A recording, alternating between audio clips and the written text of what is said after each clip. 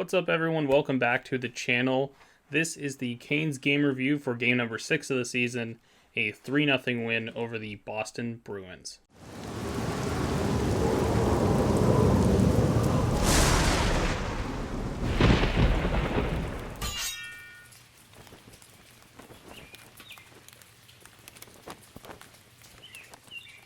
Introing this game, Frederick Anderson back in the net, his 6th consecutive start, looking to set an all-time NHL record by his first 6 games being all wins with a new club. At the other end of the ice, Sweyman comes in for his 3rd appearance of the season. His numbers not quite where they'd like to be. He was pretty good in this one. I'm not going to say anything bad about Sweyman. I think he made some good stops. But this was a very dominant Carolina Hurricanes performance. And yeah, we'll get into that. Also, this is the first meeting since these two teams faced off in the bubble in the, I guess, actual first round of the playoffs that year. Boston, of course, winning that series. Notably in that series, Chara and the Svechnikov injury. I'm not sure what Svech ended up doing to his leg, if it was a sprain or if it was a break. But not a very good outcome there. I don't think it was very close. I think it might have been a 5-game series or something. Tough series there, and there's some animosity between these two teams. Physicality would kick off right away, right off the opening face-off.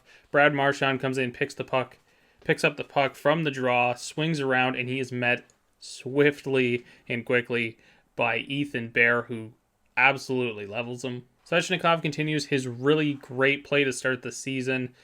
This move that he's kind of doing this year, where he swings out on his opposite side wing, kind of shields the puck and gets himself to the net. He did it again here, shot it over the net. I think he had a couple chances in this game that he shot wide and over the net, but nonetheless, it's great to see that he's driving the net and finding ways to get some nice clean shots off. Freddie Anderson, of course, I don't know, broken record at this point, but he's been so damn good, making big saves in this first period. Jesper Fast, who continues to be on this very formidable third line with Jordan Staal and Nino Niederreiter, gets a chance early in the first, but Sweyman makes a very nice stop on him. Back down the other way, Frederick Anderson makes a great stop off of Jake DeBrusk, who was in alone. And past the midway mark of the first period, a nice little play coming into the zone, and some really good work from two players on this one, Martin Necas and Vincent Trocheck. Necas always comes through with speed, just like he loves doing it. He's great with handling the puck, and he can get up to that top end speed very quickly. He comes in, tries to get a chance, doesn't really get anything on it, and what he does is he backs the puck up right as he's kind of just swipes at it, makes it go back into the slot. Puck kind of out of the reach of a Bruins player. Trocheck gets it. He finds his way in between two defenders of the Bruins, just kind of splits them. Gets the puck back to Brady Shea. Brady Shea takes a look and then looks over and sees Tony DeAngelo waving for the puck at the point. Shea makes the pass across. DeAngelo, a nice one-timer. Didn't have a lot on it. It wasn't like a blistering shot, but a very solid one-timer from the left side point. Deflects on the way through off a Bruins player. Tony DeAngelo has his first goal as a member of the Carolina Hurricanes, and the Canes lead 1-0. And I mentioned the physicality picked up right off the face-off. Kind of went away for the first 5 or 6 minutes of the first period, but really picked up in the second half. These two teams do not like each other. There was a play, and I thought Carolina did a really good job. I will criticize them a little bit later with their penalty troubles, but I think they did a really good job at stepping up to that physical line that they're going to need to when the playoffs start later in 2022. Nino Niederreiter with a nice reverse hit as he brings the puck into the offensive zone. As the puck comes back through the neutral zone, Brady Shea's there to throw a nice hit on David Pastrnak. And that's the end of the first period. The score would be 1-0 heading into the second. Early in the second, lots of scrums starting to happen after the whistle, and typically in those types of scenarios, the refs take two guys or take one guy out of that scrum, start throwing them in the box so they can get those scrums, stop them after the whistles. And that's what the refs did here. 4-on-4 early in the second period. Lots more space, I should say, on the ice for a higher skilled team like Carolina to deal with. During that 4-on-4 sequence, though, Anderson made a big stop off of Charlie Coyle. Nino Niederreiter draws a roughing penalty on this one. The Bruins would go on to kill it. And very shortly after, Thomas Nosek would take a tripping call on Sebastian Aho. And on that Carolina power play, Nino Niederreiter looks to just be passing the puck across the zone, trying to maybe find somebody trailing in behind.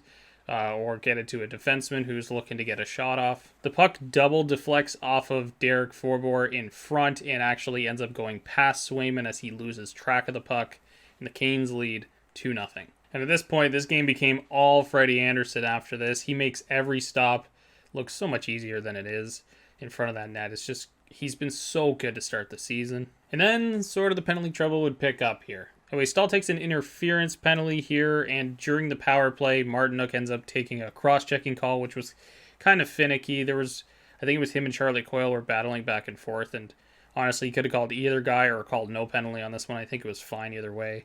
But I get what the refs were trying to do. They were trying to get a little bit more control in this game, stop these, kind of roughing plays all over the ice. The first penalty to Jordan Stahl would end up being killed, and on the second half of these penalties, Taylor Hall takes a penalty and negates the Boston power play. I mentioned Svechnikov earlier in the first period had that nice little power forward move.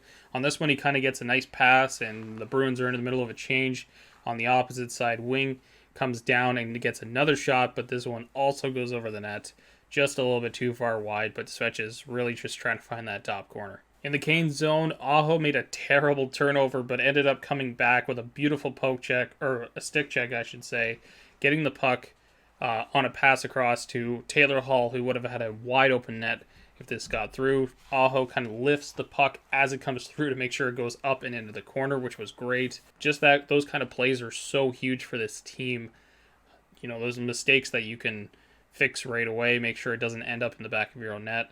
Always going to help you in a game like this. Brett Pesce and Jordan Martinook combine on this weird 2-on-0 play, or kind of 2-on-1 with a Bruins defender trailing back into it. Pesce with the shot on this play, and Pesce's not a fantastical shooter on this team, but I thought he got, he's aiming for, kind of mid-corner, and Sweyman comes up with a very nice glove save. Towards the end of the period, Charlie McAvoy, who I'll end up highlighting as the Bruins player in this game that I really liked, he comes in and gets a nice below-the-goal line pass, a one-timer, and it actually hits Frederick Anderson's stick and goes up into the netting. A fantastic save by Freddie, maybe by the skin of his teeth a little bit. Maybe it was going wide, too, because that stick is pretty high up in the air with Frederick Anderson, how big he is. But another big save for Freddie on that one, and we head to the second intermission, 2-0 Canes. To open up the second period, Charlie McAvoy, who I just mentioned, would end up taking a penalty.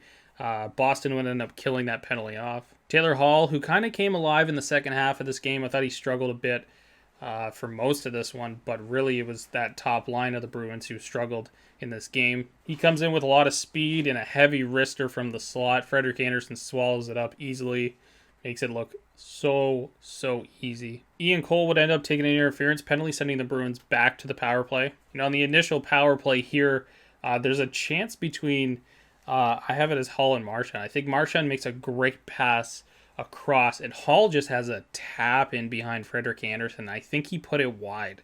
I didn't actually see the replay. I don't think they showed the replay. I think they cut it off actually early on the broadcast, unfortunately. But this play looked like it was just a gimme goal, and I think Taylor Hall hit it wide. Aho would end up tripping up Hall later on as he came into the zone, sending the Canes back to another 5-on-3 penalty kill. On this power play with all this open ice and space, Jordan Stahl ends up hitting, I believe it was Charlie McAvoy, into Patrice Bergeron at the Canes blue line. Just a hilarious hit that takes out two players. And the Bruins couldn't control the puck at all on this 5-on-3. Canes would end up killing it off. Canes would end up right back in the box. A tough play, something you don't really like to see. And I thought Stahl on this hit could have really let up. Thankfully, Charlie McAvoy on this play is okay. McAvoy's a little huddled over, and Stahl kind of comes in, gets a little bit of head contact, and a really bad hit.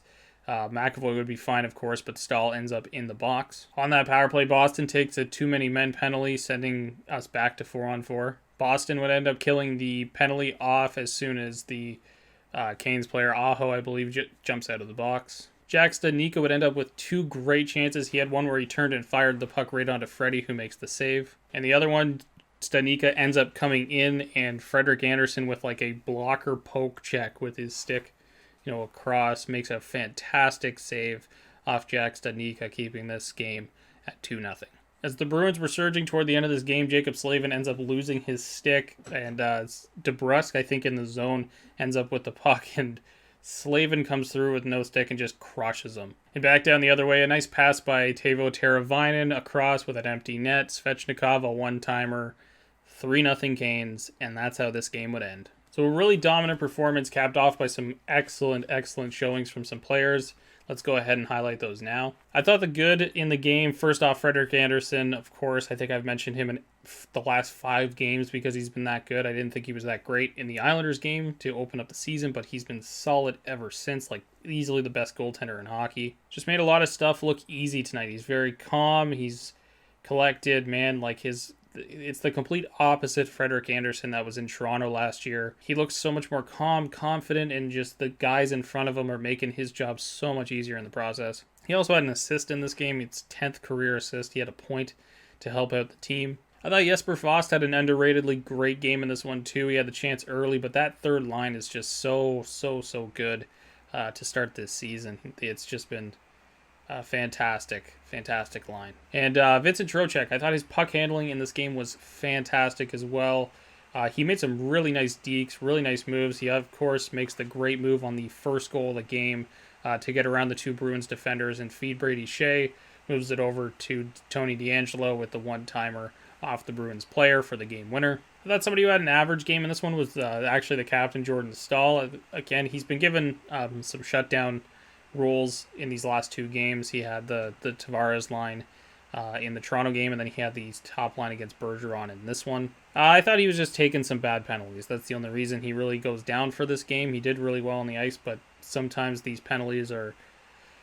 Yeah, you would hope that he's not taking penalties like this in the future, but otherwise a good game from him that I think was just mired in some bad penalty taking. I didn't have anybody down as bad in this game. I thought everybody had a solid game. I think Brendan Moore talked openly going into the third period that this wasn't their greatest game of the season. I would kind of disagree with that one. I think they played very well defensively in this. So nobody had a bad game. And to get onto the Bruins player who I want to highlight, Charlie McAvoy. How good is this guy? I know the Bruins are a bit of a rival for the Canes at this point, but there's always a player on the other side that I love watching. Charlie McAvoy. Saw his debut in 2017 during this series with the Senators. He's just very good. Very solid defenseman. Just signed that long extension with the Bruins, $9.5 million. Worth every penny. One of the best two-way defenders in hockey today. Anyways, guys, that's going to do it for this episode. Thank you so much for watching. We will be back with the game tomorrow night against the Chicago Blackhawks. I said tomorrow night. It's tonight. It's literally in like 4 hours. Anyways, nevertheless, we'll be back with that Chicago game. The second half of a back-to-back. We expect Antti Raanta will be getting into the net for the Canes because, Frederick Anderson has been phenomenal through 6 already this year, but let's get Raanta some games here while we can. Hasn't been much word about it, but Brendan Smith, Seth Jarvis likely to come in at some point between this game and the Arizona game. Fingers crossed on that one for Jarvis. I'm so excited to watch Seth Jarvis and Brendan Smith. Let's see what he can do as a third pairing guy. I'm sure he'll replace most likely Ian Cole out of the lineup. As always, thank you so much for watching the video. If you liked it today, hit that like button down below. Hit that subscribe button if you're not already subscribed. It helps me out a ton. While you're down there, hit that notification bell so you can get these videos as soon as they upload. And as always, guys, I'll catch you on the next one.